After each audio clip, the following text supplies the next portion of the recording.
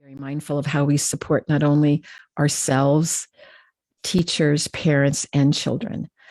So I'm going to turn this over now to Susan and ask you where you are today, Susan, as we're starting.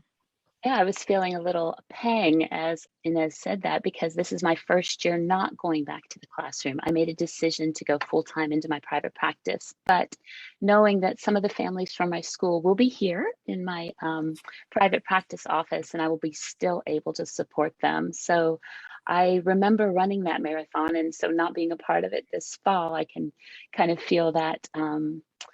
Just a tender spot inside, really just with my heart being with these teachers who have just watching their dedication to not only making sure children were learning, but also that they were safe in mind and body. And I have just both the utmost respect for teachers and for all the parents who had to kind of don that teacher, tutor, caregiver role while trying to do their own work last year. So just know, all of you who are listening, you're my superheroes, and I really admire everything that people with young children in their life have done to just cope with this really traumatic year we've had. Well, I love that you're calling them superheroes, but I imagine there's many parents going out there. If she only knew, I don't know if superhero is the word that fits me right now. But if you've watched the Avengers, they're kind of a crazy bunch. You know? Okay, the Avengers. All right, I'll remember that one. So I have another question to ask both of you. I've known you both, and I've been impressed by your dedication to children, teachers, parents, families. So I'm just wondering if each of you could just maybe tell me a little story about what about your lived experience has impassioned you in doing the work that you're doing in the world today. So this time I'll start with Susan. So Susan, do you want to share a little story of why do you do what you do? Because I just know you to be such an amazing, counselor, therapist, mentor to so many people. Well, it all started when I was 13 years old, and the choir director at my church had a baby, and I decided that baby was going to be mine. And I remember watching with just intensity every single transformative experience that she had, whether it was the first time she rolled over or was able to eat solid food, or started crawling and would grow. And so I spent probably from 13 to 18, we were a part of each other's lives. And I remember at that moment thinking, no matter what I do in the world, watching children grow and develop will always be the most fascinating thing that is just in the universe. So some people might like rocket ships, some people might like paleontology, but for me, child development was absolutely foundationally fascinating from the age of 13. Oh my goodness, that little special baby. And I imagine that she has 2 sets of twins now, and she's got 5 kids with 2 sets of twins. So she's a mama of 5 baby girls. Keep up with her. Oh my goodness, that's a wonderful story. Well, and then how about for you, Inez? What made you kind of go into this path in your personal journey?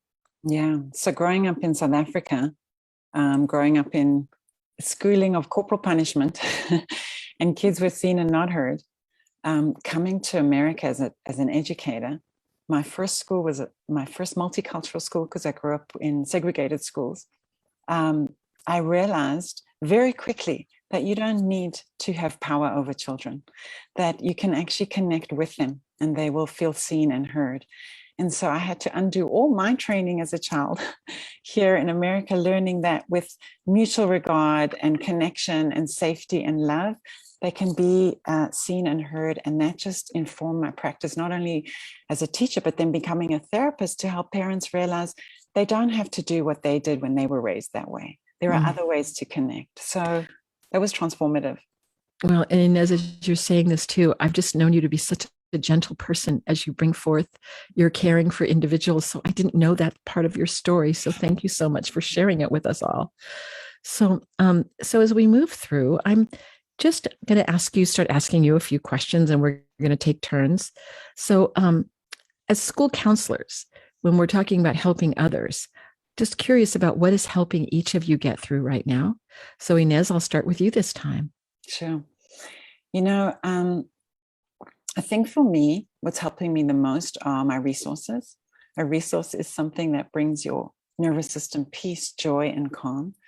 And whenever I feel myself becoming overwhelmed, dysregulated, upset, I go back to my resources very quickly. I've actually become a speed master with my resources, bringing them up so quickly that it immediately calms my body. And my favorite is the beach. I have in my mind, my hammock. I'm sitting on my hammock in the beach, and immediately my whole nervous system calms. And we brought a lot of these community resiliency skills to our school so that children walk around very quickly and immediately they can identify their resource, because it's such a quick way to regulate. So bringing up my resources has been phenomenal.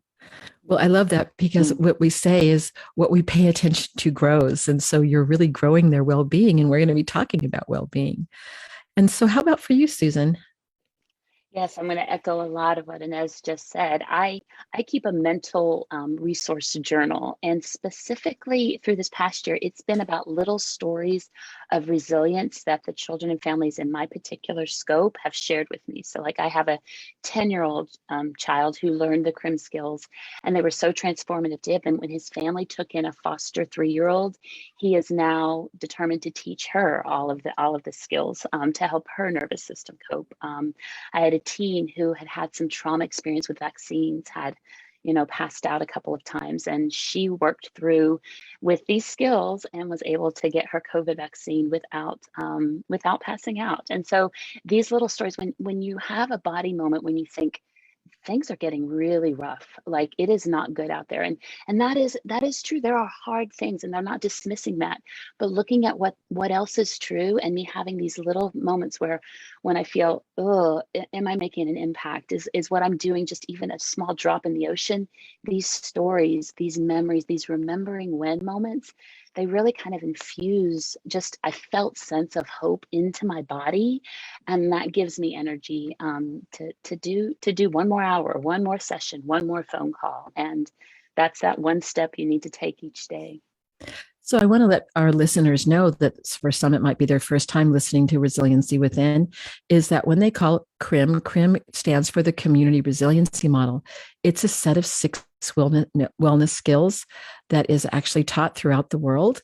And the Trauma Resource Institute, which is our sponsor, actually gives trainings. And if you want to know more about the Community Resiliency Model and how to get trained in it, you could go to www.traumaresourceinstitute.com. But we also have a free iChill app that's available on Android and the Apple Store. And you can just put iChill, not iChill my beer, but iChill, and you can learn all the skills on a very simple app. So, and we'll probably be referring to CRIM skills so that you know that they are a set of wellness skills, and they're about not only developing resources, but reading your nervous system, which you both beautifully just described. So let's move on a little bit and talk about, what is your definition and how do you create well-being? So let's, Susan, I think you're next to start first. I'm going to try to keep track of this. Yes. Well, Elaine, ever since I met you about 11 years ago, one of the most important things you have ever taught me was how to, we use the word track, but which is essentially to read my nervous system. So, and that's noticing when I have a sensation in my body on the inside that is distressing, or if it's a sensation like I was just talking about with remembering these good outcome stories, is a sensation of well-being. Maybe it's a little more relaxed in my shoulders and openness in my chest. And this skill of really knowing where I am at on the inside, when I do that, I am much more able to interact well in the world. I communicate well to my family. If I'm cranky, I notice it before I act it. And I'll actually say to my family, I'm sensing a sandpapery feeling inside of me that's probably going to rub you guys wrong. So right now, I'm just going to put my hands on the counter. I'm going to feel the cool smoothness, and I'm going to try to create a little more smoothness inside to me. So well-being to me isn't trying to make everything around me more comfortable or even, perfect. But it's about building this knowledge of my own personal nervous system, what's distressing and what's well-being inside, so that I can know where I am. And then from there, I can begin to know where would I like to go. So I would say well-being is less about circumstances, for me, is what I've learned, and more about knowing where I'm at. So if I need to do something to lean more towards well-being, I can read that a little earlier. And it's kept me from yelling at my children quite so much as I used to, which is a total wonderful thing. I'm sure they appreciate that. They yes. do. Well, and how about for you, Inez? How would you describe well-being? How I do you love that cultivate that? description, Susan. I love it. For me, it's there's nothing like children to teach you whether you are following your well-being definition or not. It's a pause. It's definitely a pause. I'm learning, and I've learned to actually take a moment to see what's coming in, to sit with it, yes, where it lands in my body, what I'm feeling, and then to be very, very mindful and deliberate how I respond. And taking that pause just gives me moments of calm through the storms, through all the storms of life. So for me, it's definitely been about learning how to take that pause.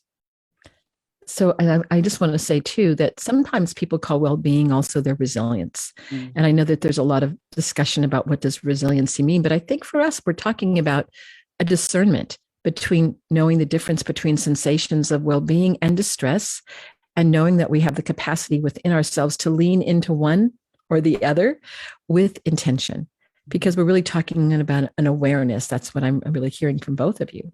So that really brings me that, what is the first thing that you share with parents who tell you that they're struggling with anxious thoughts about their family, their kids, whether it's about their academics, their emotional health, or returning to school after the COVID-19, or just even the social unrest that's been really sweeping through the country and the world in the last years? So now, Inez, I'm going to go with you first.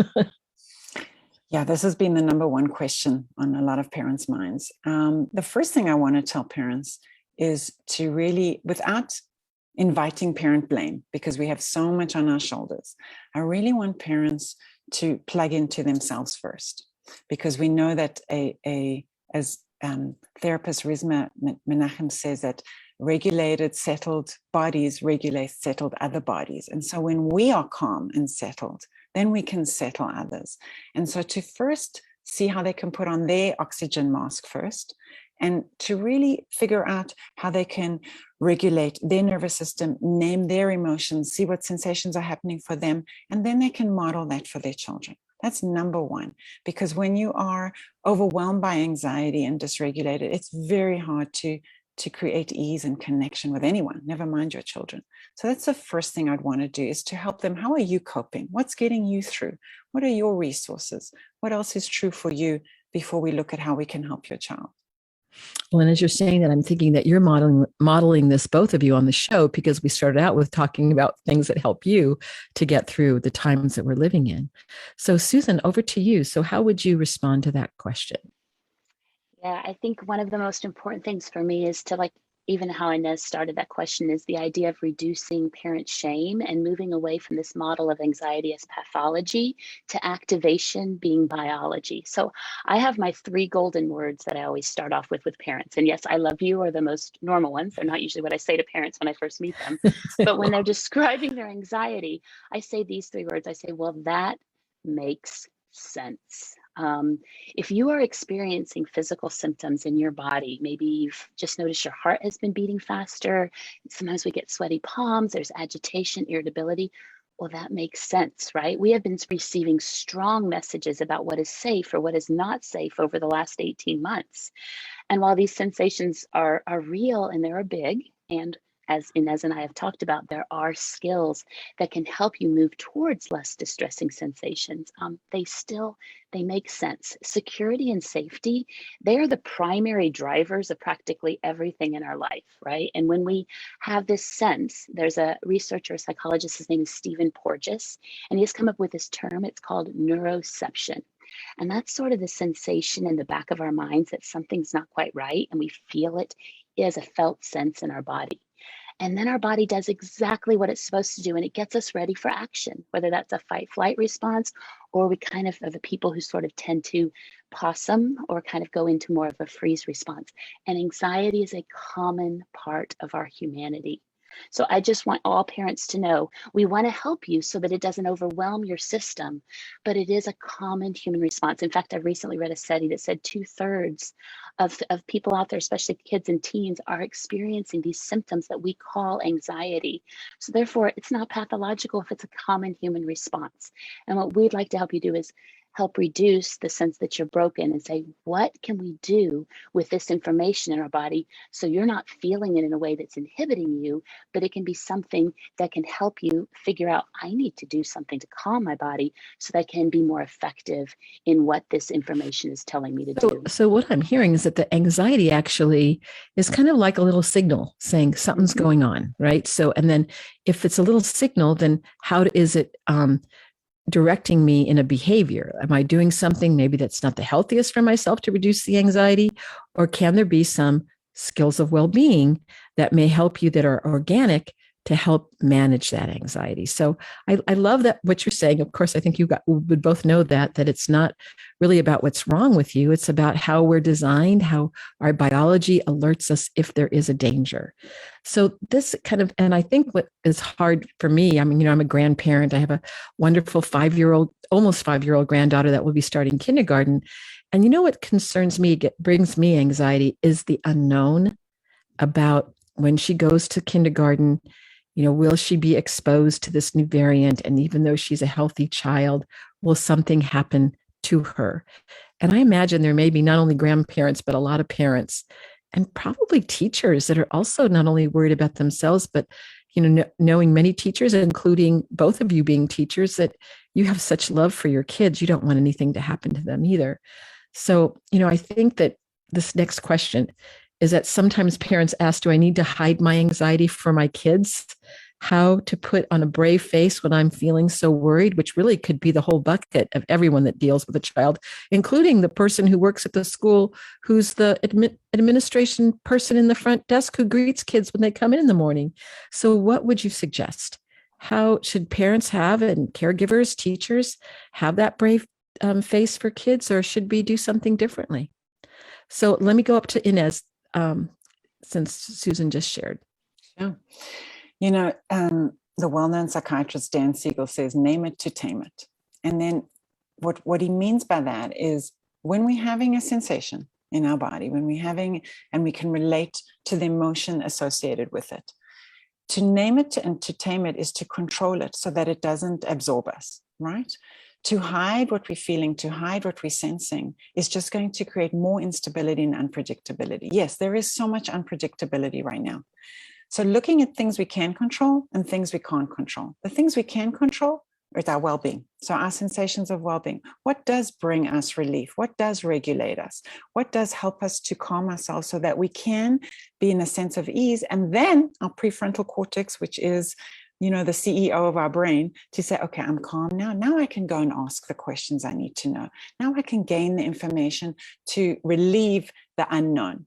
Because when we are upset or worried and dysregulated, no information can come in. And to address your question about the learning loss, yes, it is the number one issue with policymakers and administrators around the United States today. But what we really need to look at underneath the loss is the science of why.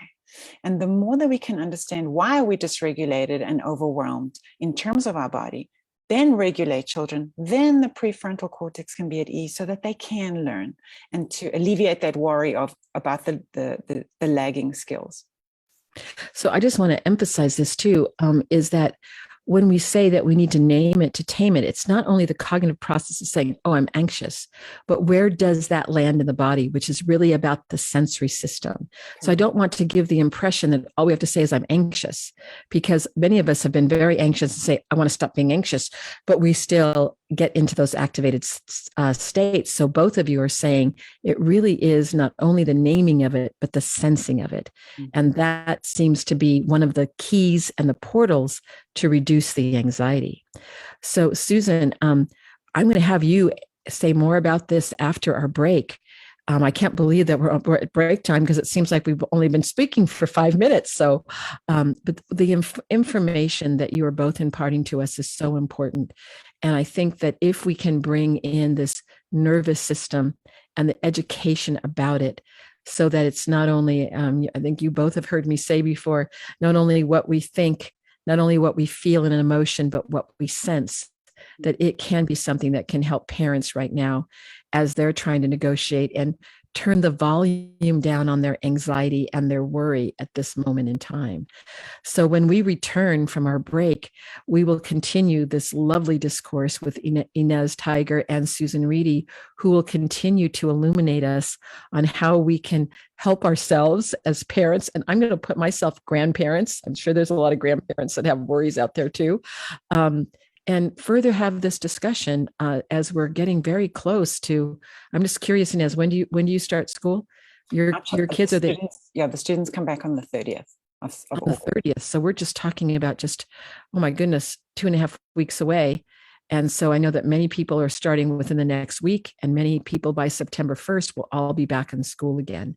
So we really want to emphasize that there are ways that you all can help turn your volume down on your anxiety and nervousness so that you can not only help yourself, but help your kids and your family. So we will be back in a few moments, and we will continue this discussion. All clear. Thank you, Erin. So you're going to give us about a minute, just stretch, and then we'll come back again. Okay. You guys are great. Oh my gosh. But I'm going to have you on for part 2. I can tell already. I love what you both are saying. It's fantastic. Thank you, both of you, for being here. So fun.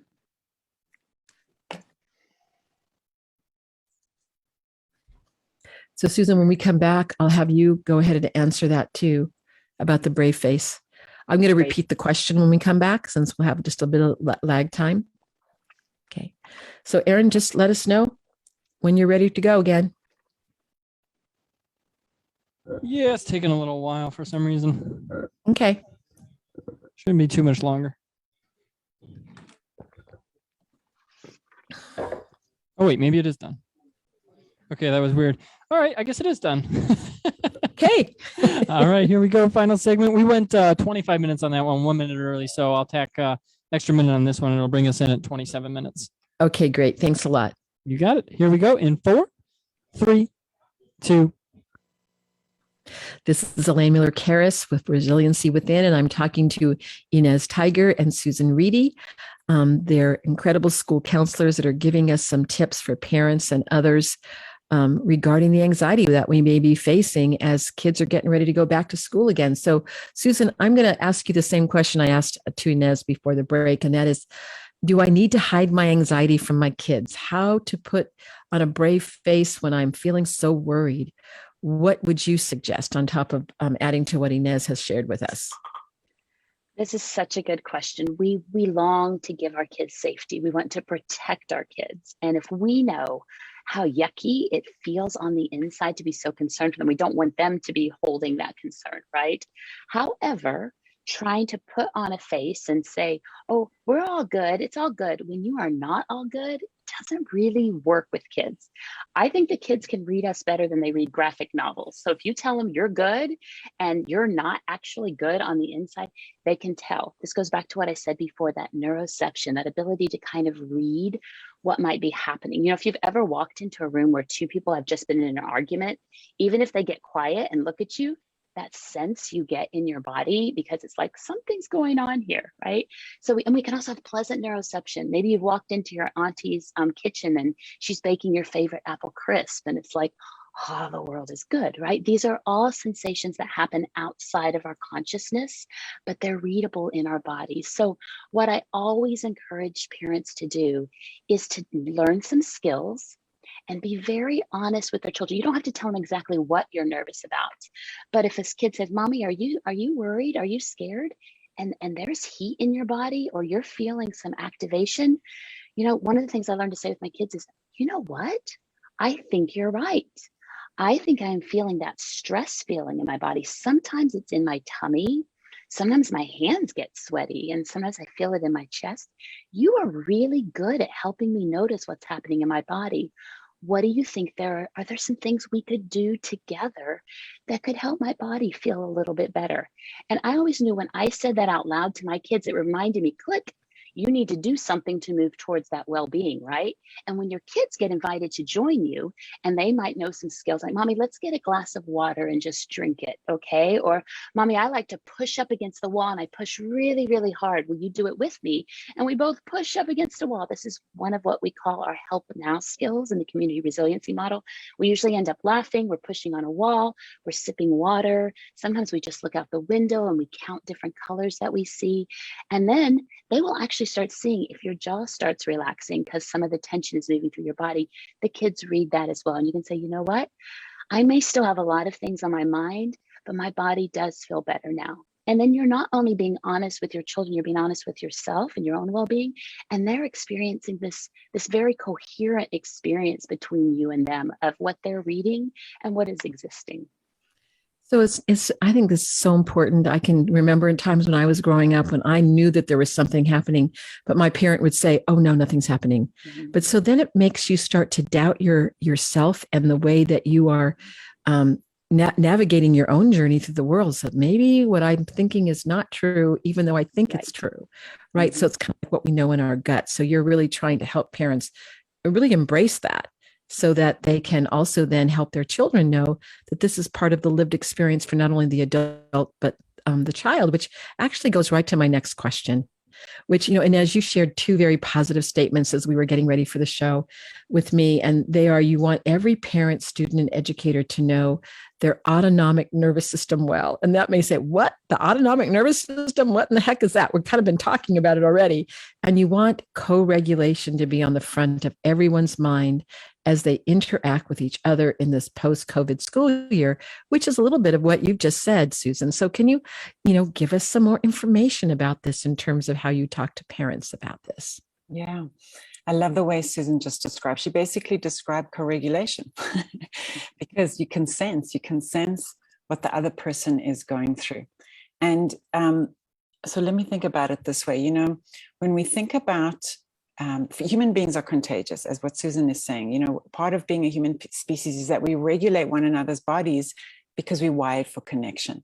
And this is through a process called neuroplasticity, where our brains change its wiring after new experiences. So if I see my mother or I see my parent talking to me how she's using her skills to regulate herself, those microscopic parts of my neurons change and they tune and they prune. And what happens is now I, as a child, little by little, I'm taking in what she's doing and it changes my physiological state. Just with the raising of my eyebrow, or the raising of my voice, I can affect what's going on inside your body. And I can increase. So what, Inez, that was a little scary when you raised your eyebrow. Exactly. So you that I know can't see her, you're listening, she had this way of raising it that I'm going, ooh, if she did that to me, I would probably really listen and be a little scared. Exactly. Whoa, that's amazing. So if you think about it, you can change someone's body just with your state. If your loved one is in pain, you can lessen their suffering by merely holding their hand. So our physiological states are inherently social. As Susan is saying, that neuroperception is that we are affecting every sense we feel, we do, and experience. So the same with adults. We do the same thing with each other. So when we know about our sensations of well-being in our body, we get a sense of empowerment because we can shift how we regulate and then how we download calm to others. And there's a wonderful psychology professor, Lisa Feldman Barrett. And what she says is the best thing for your nervous system is another human. And the worst thing for your nervous system is also another human. She says, therefore, we're not only more responsible for children and for parents, for ourselves than we might think, we're also more responsible for other adults, whether we like it or not. So little by little, we can influence the brains and bodies of those around us with our actions and our words, and then they return the favor. It feels like a lot to take on because just with my awareness of my body, I can impact you. Yes, which makes us more deliberate and intentional with our well-being. And that moment to pause and think about, how do I want to help you calm once I've calmed? So knowing your body really empowers you to be the CEO of your wellness. I'm just, as you're saying that, I'm going, oh my goodness, I'm also feeling like a little anxiety myself going, oh, I hope I'm not doing anything to my granddaughter in the times when I'm just not really my best self, which happens from time to time. And so I think that there's probably some space that if we start knowing when we're not in our in our zone of well-being, that if we can catch ourselves, right, and say, maybe I can do something differently, like Susan was saying earlier that she would do with her kids, like the drink of water, then that can make all the difference in the world. So I also want parents to, I guess, hear that what we can do is not that difficult. Some of it's very simple. And because sometimes I think we can make it more complicated. I often say less is more. So, and some of these skills are so simple, and that you can really sense that in a nanosecond when your nervous system gets into regulation. I mean, you said that happens to you all the time, Inez, and I imagine you do too, Susan. I don't know if you want to comment on what Inez has just been speaking about. In terms of just how, I think when I go back to what she was just saying, and I think about this, is that I want to make sure a parent knows that it is okay to have these moments when you're heightened and dysregulated, because they're absolutely unavoidable. And so in those moments, the more, we don't have to be transparent about the laundry list of things, of stress that's on our mind, because it's not really about the cognitions. It's not about the actual stressful events for our child. It's about our child noticing and being aware of what's going on in our body. So I want to tell parents, it's going to happen to you. Your body is going to feel these things. We've been, as I said, receiving messages about what's scary in our environment for a long time. So we have a little part of our brain called the amygdala, and it's storing all these scary things, and it's giving us lots and lots of messages. So we have a series of 10 very simple, and you can add to them. They're called help now skills. I mentioned a couple of them. Pushing on a wall. It helps to kind of get all of that energy out of the body, and you can actually feel the weight of your arms when you're done. I have a favorite of touching a surface. I give all of my students pet rocks. And sometimes at the start of our classes, we would just sit and stroke our rock. And then I would ask them a question. And as you touch your rock, what are you noticing on the inside? And someone would say, well, it's smooth. And I took a deeper breath and I said, well, just notice that, right? Or I like it that it's cold. I want to put it right here on my forehead. It helps the hotness in my face kind of fade. So these skills, and really sit down with your child and say, what are little things that you like to touch that help you feel better? What are things you enjoy looking at? I mean, I've just had families look around the room and find maybe a piece of art they love or some colors that they like to look at. And then they start noticing, I'm smiling. Or I had one little kid, this was hilarious. This is when we were doing Zoom, and I had them looking around the room for something that helped them feel a little bit better on the inside. I never say it made me feel totally safe, but maybe a little safer. And this kid started busting up laughing. He looked up on his ceiling. And I don't know if you remember going to the dentist and you get these fun little toys. He had a little sticky lizard. And he said about 2 weeks ago, he had flung it up on the ceiling and it was still sticking up there. And we all laughed for the longest time. And laughter helps regulate your nervous system as well. So know that it's not this science may sound so big. I use words like neuroception, your amygdala, but the reality is there are small sensory things in your environment that soothe the nervous system, and you and your child can find them together. So what I'm hearing you both say, it's not only the things that we can do to bring down the anxiety in ourselves and being able to start being aware of ourselves, but it's also helping our children learn the same things. Because if they're able to do that, then that whole system you called co-regulation can happen between the two. And I just even love that when you were saying that your kids would say, Mom, are you nervous? Because I've heard people say that. Children have said that. And I think we want to protect our children from the windstorms of life. And I think that children have had to endure a lot during COVID. And so this kind of brings me to my next question. And that is, anxiety can be important, like we've said already, as being, an indicator, like you're saying, the amygdala is sounding the alarm. I think a lot of parents are concerned about, is the school doing enough to keep my child safe? And what do I, or safer? And how do I make sure that they're doing that? And if my child is scared, Mommy, what if I go into the classroom and I get COVID? Mommy, am I going to be okay? I mean, kids are not immune for asking the same questions as the parents ask. And, we even talk about teachers. How are we keeping our teachers safe? Teachers have been, to me, the first responders. And I know that you all as teachers want to keep your kids safe. So I'm forgetting which one I started with last. So I think it's Susan. I'm going to go with first this time. Okay, Susan. So, this is everybody. Gathering information is an important thing for regulating our nervous system. We want to know protocols. Having a system so helps us. So what I'm going to, and I know I might sound like a broken record, but I really believe it, is that while I want you to get information from your school, while I would like you to be able to feel like you could get your questions answered, and I know that's hard because it's such a flux of maybe policies change day to day as new information comes from the CDC, as schools have to change according to this Delta variant's easy transmittability.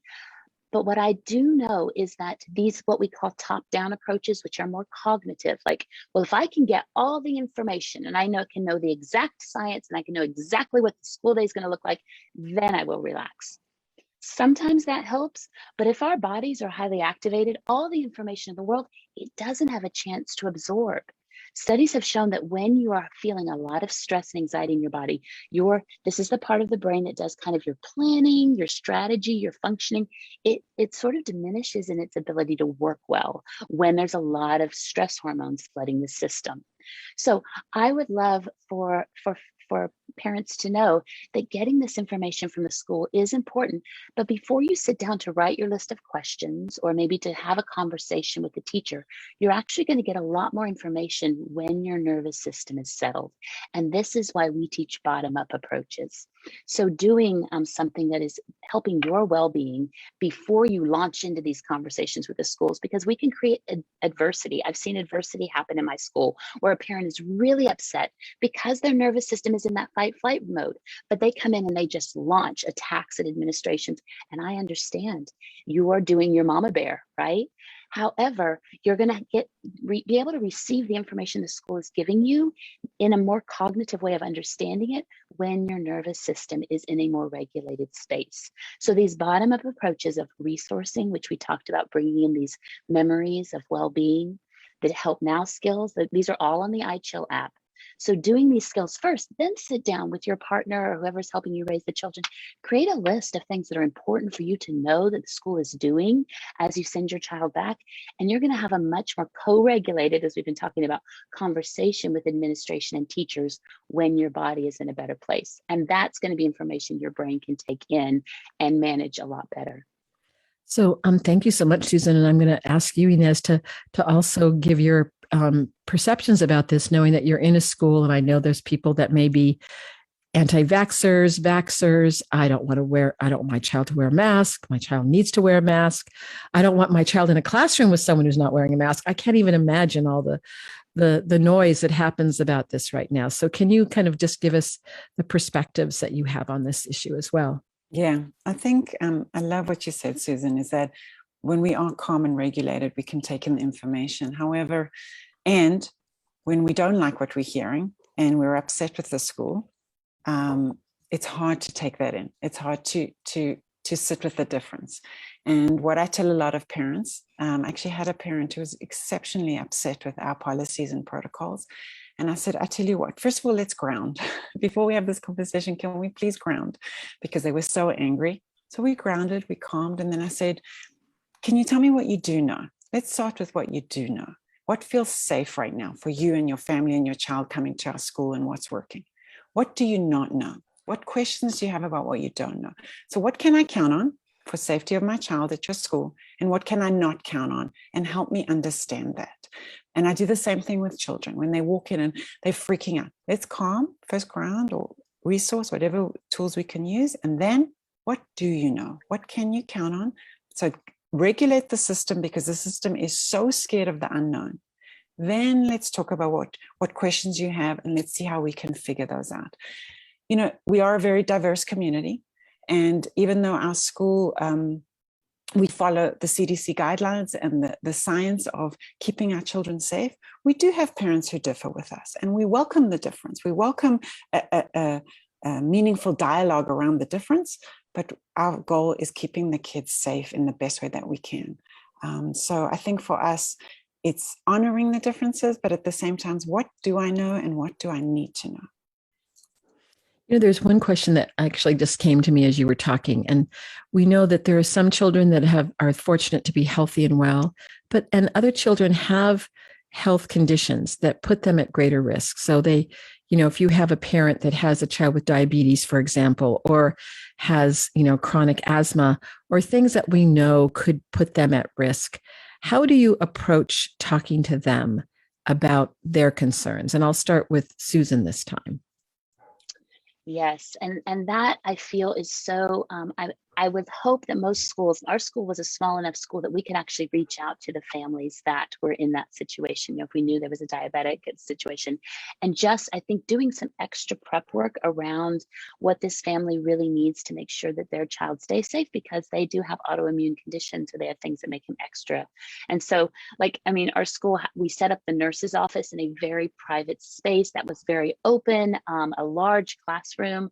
So if a child needed to do anything in there, we made sure we opened up we actually had a testing site every Monday on site where people could get COVID tests, so we could know if anything was going on within our community. So I think that sense of saying to a parent, this is an important question, and for a parent to feel that from a school. So if there's any educators out there, please know that even if you have a parent that seems to be very persistent, saying, how are you going to help my child? My child has special, situation going on here. They can't be exposed at all. Please let that parent know you hear their concerns, and that you're going to talk to the administration, the school nurse, whoever is responsible. And we created such beautiful, out on the field, all the kids got their little hula hoops, and they love their hula hoops. They were their personal spacecraft as well as their COVID space bubble, right? So there's so many things that a school is wanting to do to create this safety, but being sure that you have a right to reach out and say, my child has specific things. Are there extra precautions that we can utilize within the precautions you're already taking? So the parent may have to be an advocate for their child, because the schools may not be as enlightened as the school that you were in. I know. And larger, larger schools, it's just physically it's harder. I just want to really emphasize to parents, I had a child that was learning differently. So I had to do a lot of rabble rousing, and sometimes it wasn't always appreciated, but it was important for that child to have equity in education. And to me, equity in education also includes taking in this knowledge and how kids can be at greater risk. So Inez, do you have anything to add to what Susan said about these situations? I love it, because what's underneath this conversation is truly that inclusion, right? And when a parent comes to a school, they just want to know that they're not going to be seen as an other. They want to be seen as, I have a concern just as everyone else. And how is your school in alignment with your mission and your values, so that you can make my child feel included for whatever the issue is, whether it is physiological, psychological, physical. And so it's really important for parents to bring that mission aligned question to the school. You say you stand for this. Here is our issue. How can we marry that together so that everyone can feel connected and included? Well, and as you both are school counselors, and I know there are many school counselors across the country, across the world, to know that you can reach out to a school counselor, because they might help you negotiate those very difficult conversations about your concern about your child's safety. Now, I want to ask another question, and that's interpersonal relationships have suffered, and many of us are clunky and unsure in our interactions as we reacquaint with one another. For example, we might love someone who's a vaxxer or an anti-vaxxer and going, oh my gosh, how do we even talk about that? We'll just avoid that conversation altogether. Now, how can parents help their children with these social skills in a supportive way, while still honoring these safety boundaries and helping them understand there's diversity in what they may be experiencing at school? So, okay, Inez, you get to go first on this one this time. Yeah. A lot of us have had transformational moments and fractures in friendships. We saw that a lot when we went back in person for the last few months this year, especially because children were in pods. So they didn't get to see their friends. Relationships got separated and renegotiated. So I think at the heart, so first of all, I want to tell parents there is no app for relationships. It takes time, okay? It's going to take time as they reconnect and make new friends, and the pods have expanded to bigger classes. That's number one. 3 things I suggest, because at the heart of friendship is empathy, right? And how to cultivate that empathy is to help their children read body language. With the masks, this has been truncated. We can only read the eyes or the tone. So to really help children become aware of the nonverbal cues, the cues that they're giving out as well. Effective statements. I use this with children all the time. I statements.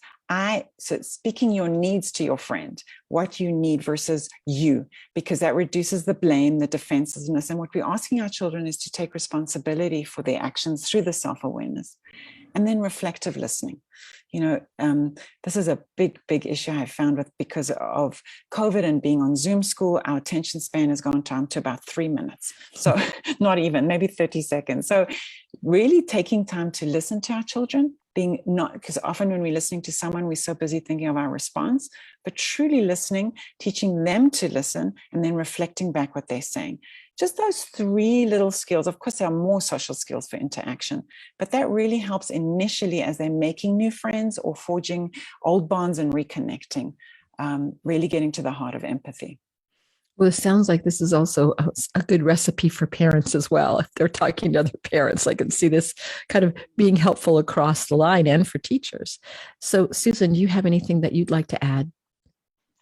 Yes, I've been telling children and their parents that we're kind of coming out of this. It's like coming out of winter and going to the beach for the first time, and we're getting a little sunburned by our interactions, right? We haven't had it's kind of a lot of that kind of little bit of a sun at a time, so we don't get so burned. So we don't have calluses on our fingers. We don't have social calluses. So there's these moments that we're going to sting. Somebody's going to say something to us, or it's going to seem unkind, and it's learning how to say, oh, I've been in kind of a little cocoon and now I'm coming out of the cocoon.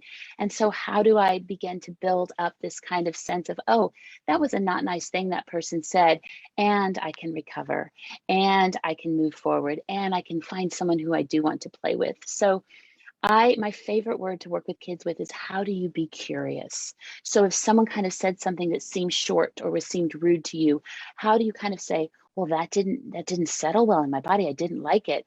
I'm curious about what's happening in this place. And I'm curious, do I need extra help from an adult? Or I'm curious, could I ask that person, what did you mean by that? Or do I need to wait and take it home and talk to my mom and dad? But instead of immediately making a judgment, how do we open up curiosity and say, I wonder what that person is going through? And that goes back to what Inez was just saying about empathy. It's cultivating that sense of, we have all been through an experience and we don't know what is happening in other people's lives. We don't know if they've lost someone to COVID. We don't know if who's raising them now, or have they lost a parent, or have they lost a grandparent? And that empathy and that sense of curiosity for why their story might look rough to you right now. But if you knew the whole thing, would you have more open arms? You'd have, yes. I mean, and both of you are such empathic, compassionate women. And we're almost done. I can't believe that we've gone through this so quickly. So if any of our listeners would like to reach out to you, I'm going to ask you first, Susan, how would they contact you? Through your website? Could you just say that your website out loud so people would know what it is? Yes, it's not too hard. So it's Susan Reedy, all one word, SusanReedymft.com. Okay. So you can visit me there. Thank you. And how about for you, Inez? How could people contact you? So for my private practice, they can contact me on Psychology Today. Just pop in my name, Inez Tiger, and you'll find me there. You found all the information. So I just want to say to both of you, thank you so much. We just have a couple minutes left. So I'm just wondering, and maybe in just a couple words each, quickly, if you could just give a parting thought to our parents out there who may still have some anxiety, because we now know it's normal. So to you first, Inez. I would leave with take a pause. Take a pause. Okay. And how about for you, Susan? I think I have 4 things that I think all humans need. We have 1 minute. I see you, I hear you, I understand, and I care. And I think if your eyes say that to your children every day, at least in some portions of the day, you're doing a good job at nurturing those little bodies. So, Susan, thank you so much. You both have so much wisdom. I just want to remind all my guests to remember what else is true in your life right now with the anxiety that we know is part of the human experience. And this is Resiliency Within. I'm Elaine Miller-Karras signing off for today. Thank you so much for listening. Thank you. Thank you. And that's a wrap. Great show, Elaine. Thank you so much, Erin, for your help as always. Thank you so My much. pleasure. Thank you. All right. I will talk to you next time. Got to jump off here for the next show in the next hour. So you have a fantastic weekend. Thank you, Erin. All right. Thanks. Aaron. Bye-bye. We're still on Facebook today. Ladies, if there's any parting words that may be more than 2 words. Yeah, I told you it would go fast at the end. I'm going, oh my goodness, 4 minutes. And when you said I have 4 things, I'm going, oh no, I don't know if she'll be able to say all 4 things in 1 minute or less. I think one more thing I want to say is that just know that your relationship with your child is more important than any educational fears that you have that they may have lost last year. Just know that the times that you did have during COVID where you laughed together, where you did, they can learn the cognitive stuff, but keep building the relational stuff. Yeah. Thank Communication. you. Anything else, Inez, you'd like to say? No, I love it. Relationships and communication are key right now. Yeah. Well, you two were just lovely. Thank you so much for your time with us. And you'll both be hearing from me again. I think we need to have further conversations with this. So I'm going to be quite interested as we go through the next few months, your perceptions and things that you have, again, to share with our parents and our caregivers around the world. So thank you so much. Thank you. Thank you. Thank you, Elaine. Thank you so much. Thanks, Susan. Bye-bye. It's lovely to see you.